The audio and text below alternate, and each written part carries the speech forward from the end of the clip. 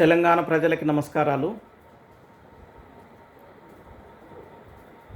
ఈ రాష్ట్ర ముఖ్యమంత్రి కేసీఆర్ గారు కేంద్ర ప్రభుత్వం మీద తప్పుడు ప్రచారం చేయడం పనిగా పెట్టుకోవడం జరిగింది. దాంట్లో భాగంగానే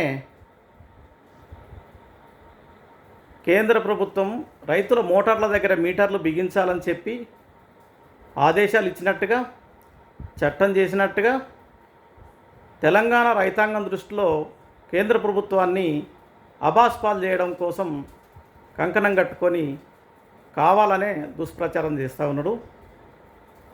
దానికి సంబంధించిన కేంద్రం చేసినటువంటి చట్టం ఏంటిది, దానికి సంబంధించిన టోటల్ వివరాలు మీ ముందు ఉంచదలుచుకున్నా. కేంద్ర ప్రభుత్వం ఎలక్ట్రిసిటీ అమెండ్మెంట్ యాక్ట్ తీసుకురావడం జరిగింది. ఎలక్ట్రిసిటీ అమెండ్మెంట్ యాక్ట్ వివరాల్లోకి వెళ్ళే ముందు రాష్ట్ర ప్రభుత్వాలు డిస్కమ్ల దగ్గర పవర్ కొనుగోలు చేసి, పవర్ పర్చేజ్ చేసి ట్రాన్స్కో ద్వారా రాష్ట్ర ప్రజలకు కానీ రైతాంగానికి కానీ సప్లై చేస్తుంది రాష్ట్ర ప్రభుత్వం. ఆ డిస్కమ్లు జెన్కో ద్వారా కొనుగోలు చేయడం జరుగుతుంది. అదే పవర్ని జెన్కో ద్వారా కొనుగోలు చేయడం జరుగుతుంది. ఆ జెన్కో పవర్ తయారు చేయడానికి జెన్కో ఏం చేస్తుందంటే కోల్ ఇండియా దగ్గర బొగ్గు తీసుకుంటుంది, బొగ్గు కొనుగోలు చేస్తుంది. కోల్ ఇండియా దగ్గర బొగ్గు కొనుగోలు చేసి జెన్కో పవర్ ప్రొడ్యూస్ చేస్తే, జెన్కో నుంచి డిస్కమ్లకు వస్తే, డిస్కమ్ల నుంచి ఆయా రాష్ట్ర ప్రభుత్వాలు, దేశవ్యాప్తంగా ఉన్నటువంటి రాష్ట్ర ప్రభుత్వాలు ట్రాన్స్కో ద్వారా రాష్ట్ర ప్రజలకు, రైతాంగానికి సప్లై చేయడం జరుగుతుంది. ఇది ప్రాసెస్. ఈ ప్రాసెస్లో లోపం ఎక్కడ జరుగుతుందంటే, సపోజ్ 1,00,000 యూనిట్లు ఒక ప్రభుత్వం వాడుకున్నదనుకోండి, ఆ డిస్కమ్ల దగ్గర 1,00,000 యూనిట్లు రికార్డ్ అవుతాయి. కానీ డిస్కమ్లకు వీళ్ళు ఏం చెప్తున్నారు, మేము 1,00,000 యూనిట్లు కాల్చుకోలేకపోతున్నాం, మేము తక్కువ కాల్చుకున్నాం, మీరు ఎక్కువ బిల్లు వేస్తారని చెప్పేసి, మేము బిల్లులు చెల్లించమని చెప్పి, మేము బకాయిలు చెల్లించమని చెప్పేసి విపరీతమైన బకాయిలు చేస్తూ ఉన్నారు. దాంట్లో భాగంగా మన తెలంగాణ గవర్నమెంటు డిస్కమ్లకున్న బాకీ 7,500 కోట్ల రూపాయలు డిస్కమ్లకు బాకీ ఉంది. అదేవిధంగా దేశవ్యాప్తంగా అన్ని రాష్ట్రాలు కలిసి ఈ జెన్కోకి 1,00,000 కోట్ల రూపాయల బకాయిలు ఉన్నాయి. 1,00,000 కోట్ల రూపాయలు, అక్షరాల 1,00,000 కోట్ల రూపాయలు జెన్కోకు డిస్కమ్లు బాకీ పడి ఉన్నాయి. డిస్కమ్లకు ఆయా రాష్ట్ర ప్రభుత్వాలు బాకీ పడి ఉన్నాయి. మరి జెన్కోకు 1,00,000 కోట్లు అప్పుబడి ఉంటే పవర్ తయారు చేయడం అనేది నిలిచిపోయే ప్రమాదం ఏర్పడింది. పవర్ తయారు చేయడం అనేది నిలిచిపోతే ఈ దేశమంతా చీకట్లో మగ్గే పరిస్థితి ఉన్నది. ఇక్కడ జెన్కో పవర్ తయారు చేయాలంటే బొగ్గు కావాలి. బొగ్గు కావాలంటే కోల్ ఇండియా వాళ్ళకి జెన్కో కూడా బాకీ పడాల్సిన పరిస్థితి వచ్చింది. ఆ కోల్ ఇండియా వాళ్ళు మేము బొగ్గు సప్లై చేయం అనే పరిస్థితికి వచ్చింది దేశవ్యాప్తంగా. కోల్ ఇండియా వాళ్ళు బొగ్గు సప్లై చేయాలంటే బొగ్గు గని కార్మికులకు జీతభత్యాలు, జెన్కోలో ఉండేటువంటి కార్మికులకు, ఉద్యోగులకు జీతభత్యాలు, డిస్కమ్లలో పనిచేసేటువంటి కార్మికులకు, ఉద్యోగస్తులకు జీతభత్యాలు, ఇవన్నీ మందగించి ఈ వ్యవస్థనే కుంటుపడిపోయేటటువంటి పరిస్థితి వచ్చేసింది.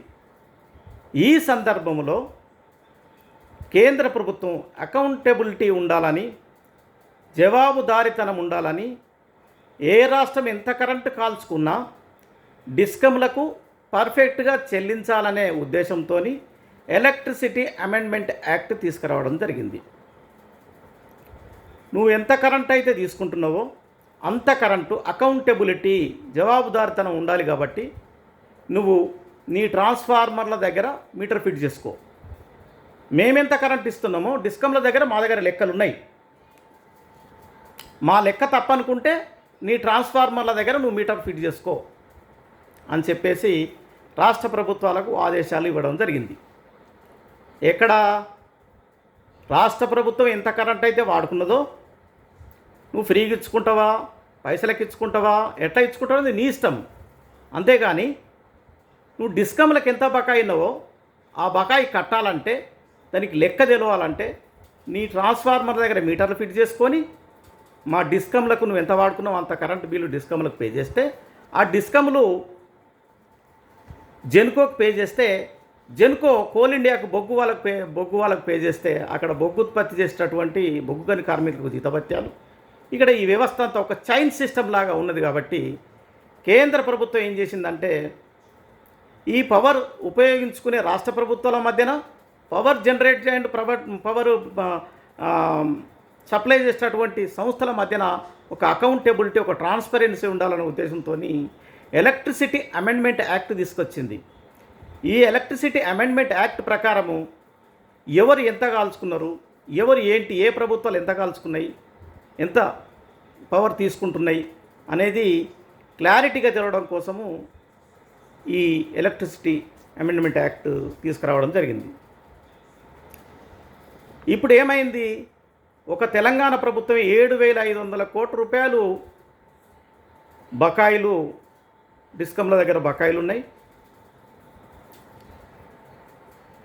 అంతేకాకుండా మొండికేసి మేము అంతగా ఇంతగా కరెంటు అసలు బిల్లే ఇవ్వము అని అంటే, మరి అక్కడక్కడ పనిచేసేటటువంటి ఆ కార్మికుల పరిస్థితి ఏంది, ఆ ఉద్యోగస్తుల పరిస్థితి ఏంది, మరి కోలు వట్టికి వస్తుందా, బొగ్గు వట్టికి వస్తుందా, జనరేషన్ చేసేటటువంటి వాళ్ళ పరిస్థితి ఏంది, ఇదంతా కూడా మనం అర్థం చేసుకోవాలి. కాబట్టి ప్రజలారా, ప్రజాస్వామికవాదులారా, కరెంటు మోటార్ల దగ్గర మీటర్లు కాదు, రాష్ట్ర ప్రభుత్వము ఎన్నికల హామీలో భాగంగా ఉచితంగా కరెంట్ ఇస్తానన్నప్పుడు నువ్వు ఉచితంగా కరెంటు కొనుగోలు చేసి ఉచితంగా ఇస్తావా, ఎట్లా ఇస్తావా అనేది నువ్వు తెలుసుకోవాలి. అంతే తప్ప పవర్ జనరేట్ చేసేటటువంటి జెన్కోకు బకాయి ఉండడం అనేది కరెక్ట్ కాదు. ముఖ్యమంత్రి గారు, నువ్వు 80,000 పుస్తకాలు చదివినన్నావు. నీ వయసు ఎంత? 17 ఫిబ్రవరి 1954. ఆ లెక్క ప్రకారము 68 సంవత్సరాల 6 నెలల 18 రోజులు నువ్వు పుట్టి. 68 సంవత్సరాల 6 నెలల 18 రోజులు అంటే 25,018 రోజులు మీరు పుట్టి. 25,018 రోజులలో 80,000 పుస్తకాలు ఎట్లా చదివినావో, నువ్వు నీ అబద్ధాల కోరు ఎట్లనో అర్థమైపోతుంది. రోజుకు 3 పుస్తకాలు అంటే ఒక రోజుకు 3 పుస్తకాలు చదివినా కూడా 80,000 పుస్తకాలు కావు.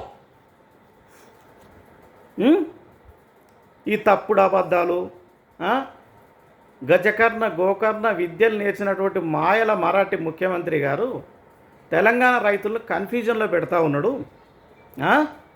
చక్కగా నువ్వు ఎంత కరెంట్ అయితే తీసుకొచ్చుకున్నావో అంత కరెంటుకు 7,500 కోట్ల రూపాయలు ఆ బకాయి చెల్లించు. నీతో పాటు ఈ దేశవ్యాప్తంగా 1,00,000 కోట్ల రూపాయల బకాయిలు ఉన్నటువంటి వీళ్ళు డిస్కమ్లకు వెంటనే కరెంట్ పవర్ బిల్ చెల్లిస్తే వాళ్ళు జెన్కో కంపెనీకి వాళ్ళు చెల్లిస్తారు. అట్లా సిస్టమ్ అంతా డిజార్డర్లో ఉన్నటువంటి సిస్టమ్ అంతా కూడా ఆర్డర్కి వచ్చేస్తుంది. అందరూ కూడా హ్యాపీగా ఉండే పరిస్థితి ఉంటుంది. ఈ తప్పుడు అబద్ధాలతో పూట కట్టుకోవడం అనేది ఇంకా ఆపు కేసీఆర్. వెనుకటి లెక్క కాదు, ప్రతి దానికి లెక్కలు విధానాలు అన్నీ ఉంటాయి, ప్రతిదీ రాతపూర్వకంగా ఉంటాయి. నువ్వు ఎలక్ట్రిసిటీ అమెండ్మెంట్ యాక్ట్ బిల్లు తీసుకొచ్చుకొని ఒకసారి చదువు. నువ్వు ఇట్లనే తప్పుడు ప్రచారాలు చేస్తే ఆ ఎలక్ట్రిసిటీ అమెండ్మెంట్ యాక్ట్ బిల్లు తీసుకొచ్చి తెలంగాణ రాష్ట్ర ప్రజలకు ఒక్కొక్క కాపీ చొప్పున సప్లై చేయడం జరుగుతుంది. అప్పుడు నీ బండారం అంతా బయటపడుతుంది. ముఖ్యమంత్రి గారు, ఈ అబద్ధాల మాటలు ఆపు. నువ్వు బాకీ పడ్డటువంటి 7,500 కోట్ల రూపాయలు వెంటనే డిస్కమ్లకు చెల్లించు. డిస్కమ్లు జెన్కోకు చెల్లిస్తాయి. ఎక్కడ కూడా అప్పులు సప్పులు లేకుండా హ్యాపీగా ఈ సిస్టమ్ అంతా కూడా హ్యాపీగా నడుస్తుంది. ఈ తప్పుడు అబద్ధాలు మాట్లాడు బంద్ చేయి. ప్రజలారా, ప్రజాస్వామికవాదులారా, ఈ విషయాన్ని అందరూ కూడా గమనించాలని చెప్పి ఈ సందర్భంగా మీకు అందరికీ విజ్ఞప్తి చేస్తూ, ఎవరు ఏది చెప్పినా ప్రజలు అనేవాళ్ళు పక్కా సమాచారం తీసుకోవాలి. ప్రజలు చరిత్ర నిర్మాతలు. ప్రజలు హీరోను జీరో చేస్తారు, జీరోని హీరో చేస్తారు.